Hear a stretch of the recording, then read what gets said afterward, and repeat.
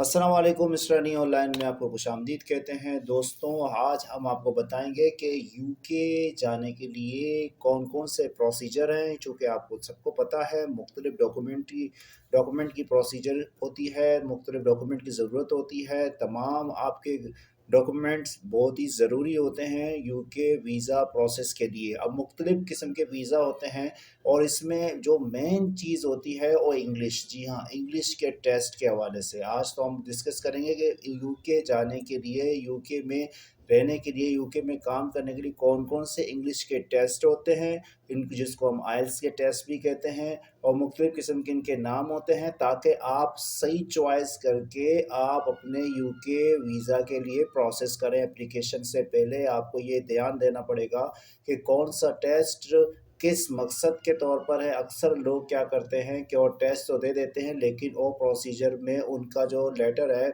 और उनका जो वीज़ा है वो रिफ्यूज़ होके आ जाता है, वो बड़े ही परेशान हो जाते हैं। लेकिन इसकी मेन वजह ये भी होती है कि उनको इंग्लिश के टेस्ट उसके रिक्वायरमेंट के मुताबिक नहीं होता। तो आज हम आपको पूरी तफसील बताएंगे कौन सा टेस्ट किस काम के लिए है। तो आप इस पूरे वीडियो को ध्यान से देखें और सही तरीके से ध्यान से उसको आप सुने, और हमारे चैनल को ज़रूर सब्सक्राइब करें, लाइक करें, शेयर करें अगर आपने हमारे चैनल को अभी तक सब्सक्राइब नहीं किया। तो हम बढ़ेंगे आगे कि कौन-सा राइट टेस्ट है जो आपको यूके तक पहुँचाएगा, जो आपके मुताबिक होगा। तो नंबर अब आप देखें जो leave in the UK for test, मतलब क्या हुआ कि अगर आपको यूके में रहना है तो इसके प्रोसीजर में ये है कि आपको 4 किस्म के टेस्ट देने पड़ेंगे। मतलब चारों में से कोई एक होगा जो आपके चॉइस का होगा। और इसी तरीके से अगर आप यूके में काम करना चाहते हैं तो काम के लिहाज से 7 किस्म के टेस्ट होते हैं। अब ये डिपेंड करता है कि आपके वर्क पर आप किस किस्म के वीज़ा के लिए, कौन से वीज़ा के लिए, किस टाइप ऑफ वीज़ा के लिए आपने अप्लाई किया, तो आप वही टेस्ट देंगे। इसी तरीके से अगर आप स्टडी के तौर पर यूके जाना चाहते हैं तो उसके 2 किस्म के टेस्ट होंगे। तो अब इनकी तफसील की तरफ हम जाएँगे कि कौन-कौन से ये जो 4 टेस्ट हैं कौन से होंगे। तो अगर आपको यूके में रहना है, यूके में लिव करना है, सेटल होना है, तो इसके जो 4 किस्म के टेस्ट हैं, तो नंबर 1 आपके पास जो है कि एप्लीकेशन टाइप कौन-सा होगा, ये आपके हेडिंग ज़ेन में रहें, और साथ-साथ आपका लेवल कौन-सा होगा, स्किल कौन-से होंगे और लैंग्वेज सर्टिफ़िकेट कौन-सी होगी। तो अब एप्लीकेशन है, अगर आपको further leave to the remain, हाँ जी हाँ, अगर आपको फैमिली पार्टनर या फैमिली पेरेंट्स के तौर पर आप अप्लाई करना चाह रहे हैं तो आपके पास A1 का टेस्ट होगा। जी हाँ, अगर आपको फैमिली के तौर पर आप अप्लाई कर रहे हैं, फैमिली वीज़ा के तौर पर अप्लाई कर रहे हैं, पेरेंट्स के तौर पर अप्लाई कर रहे हैं, तो आपको A1 का टेस्ट देना पड़ेगा। उस टेस्ट का नाम होगा इंग्लिश के A1, जिसकी स्किल्स क्या होंगे, सिर्फ़ 2 सिंपली टेस्ट होंगे जिसमें स्पीकिंग और लिसनिंग होगी। जी हाँ, स्पीकिंग और लिसनिंग, ये तकरीबन 30 मिनट्स या 20 से 30 मिनट्स का होगा। तो ये टेस्ट आपको पास करना पड़ेगा। आप अपने डॉक्यूमेंट में इसको साथ अटैच कर लेंगे और फिर आप वो वीज़ा के लिए अप्लाई कर लेंगे। ये रिक्वायरमेंट होती है A1 का टेस्ट। सही है, तो इसमें टेस्ट के स्किल्स मैंने बता दिया, इसमें टेस्ट किस चीज़ का होगा, स्पीकिंग होगी और लिसनिंग होगी। तकरीबन 20 से 30 मिनट के दरमियान होगा और ये टेस्ट आपको लाज़मी देना पड़ेगा। इसके अलावा अगर आप A2 के टेस्ट की बात करें, अगर आप further leave to remain the visa extension after the 2.25, अगर आप 2.5 साल 2 साल के बाद अगर मज़ीद यूके में रहना चाहते हैं फैमिली वीज़ा में, तो आपको एक और टेस्ट देना पड़ेगा। मिसाल के तौर पर आपको A1 में टेस्ट में आपने अप्लाई किया और आप 2 साल तक आपका वीज़ा लगा, 2 साल 2.5 साल तक, तो इसके बाद आपको दोबारा एक टेस्ट रिवाइज़ देना पड़ेगा जिसको हम A2 कहते हैं, और आपको यूके में रह कर देना पड़ेगा। आप वहाँ पर ही इस टेस्ट को देंगे। उसमें भी जो टेस्ट होंगे वो टेस्ट आपकी स्पीकिंग और लिसनिंग को दोबारा चेक किया जाएगा मज़ीद एक्सटेंड करने के लिए अपने वीज़ा को। इसी तरीके से अगर हम आगे बढ़ें तो आपके पास बाकी 2 जो टेस्ट होंगे, वो 2 टेस्ट को भी मैं आपको बता रहा हूँ। एक होगा B1 और एक B1 में क्या टेस्ट है, अगर आप इंडेफिनिट के लिए अप्लाई करें, मतलब indefinite leave to the remain settlement के लिए तौर पर अप्लाई करना चाहते हैं, परमानेंट रेसिडेंसी के तौर पर अप्लाई करेंगे, तो इसके लिए आपको B1 का टेस्ट देना पड़ेगा, जिसमें टेस्ट किस चीज़ के होंगे, स्पीकिंग और लिसनिंग के होंगे। तो आप अपने वीज़ा के तौर पर देखेंगे आप किस वीज़ा के लिए अप्लाई कर रहे हैं। और अगर ब्रिटिश सिटीज़न आपको नेटिव तो उसमें B1 का टेस्ट होगा, उसमें भी, और स्पीकिंग और लिसनिंग इसके टेस्ट होंगे।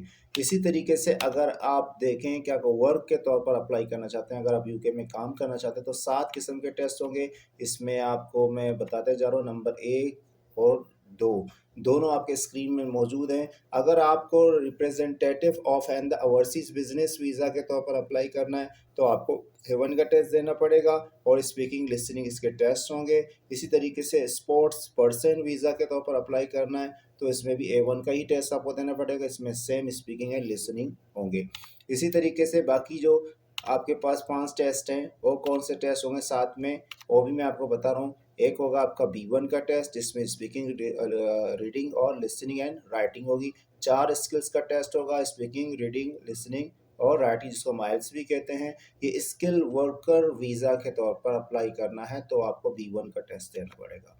इसी तरीके से आपको हेल्थ केयर के तौर पर अप्लाई करना है, हेल्थ केयर वर्कर के तौर पर अप्लाई करना है तो इसमें भी आपको B1 का टेस्ट देना पड़ेगा जिसमें स्पीकिंग, रीडिंग, लिसनिंग और राइटिंग का टेस्ट होगा। अब इसमें देखें 2 टेस्ट होंगे, एक होता है जैसे कि आपको बता रहा हूँ लैंग्वेज में, एक होता है लैंग्वेज जर्नल सेल के टेस्ट के तौर पर और दूसरा हो आपका इंटरनेशनल ईसोल सेल B1 के तौर पर। आपको पहले कंफर्म करना है कि कौन सा टेस्ट है। इसी तरीके से अगर ऊपर आप देखें स्किल वर्कर वीज़ा में जिसमें जनरल सेल है A2 और C1, ये टेस्ट को पहले आप कंफर्म करेंगे कि आपके जो स्पॉन्सर है वो क्या रिक्वायरमेंट कर रहे हैं। जो आपका स्पॉन्सर होगा वो आपको बताएगा, उसमें लेटर में मेंशन होगा कि उनकी रिक्वायरमेंट कौन सा टेस्ट है तो आप टेस्ट को पहले कंफर्म कर लेंगे।